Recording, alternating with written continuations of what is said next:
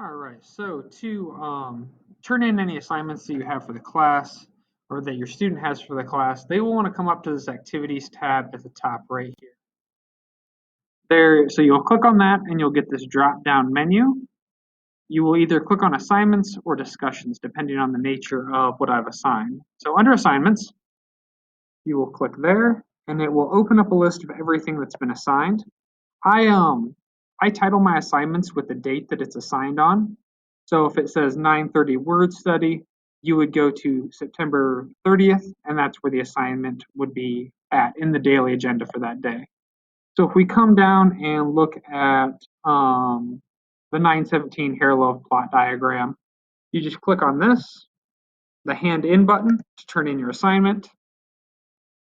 We work with Google Docs and Google Slideshow and Google products in our class.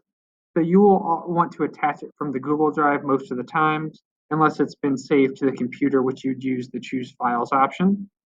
So you would attach from your Google Drive.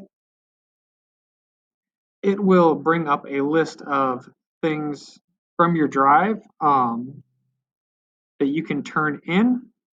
So you would type in the name of the assignment. We'll just select this one for now. It's not the actual assignment, but it'll work well enough for an example. You'll see it appear right there. We'll say hand in, and then you'll just come down, hit this hand in button, and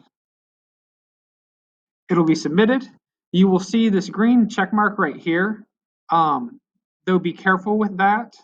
Just because you see a green check mark doesn't mean the correct thing has been turned in. We have had a number of students mistakenly turn in the wrong assignment and then end up with like a 0 on their assignment list. And I usually try to email the students when that happens, but just because they see this check mark doesn't mean that they've turned in the right thing.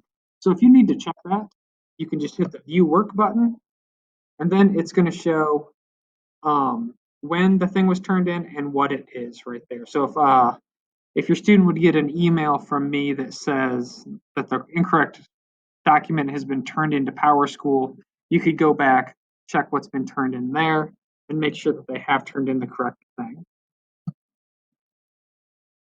All right. And coming back up here to discussions, they work very similarly to that.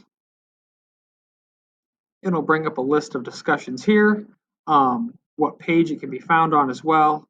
And again, I name these with the date, so that way if your student happens to forget where the instructions are, they can just look at the assignment and it says 831 personal story.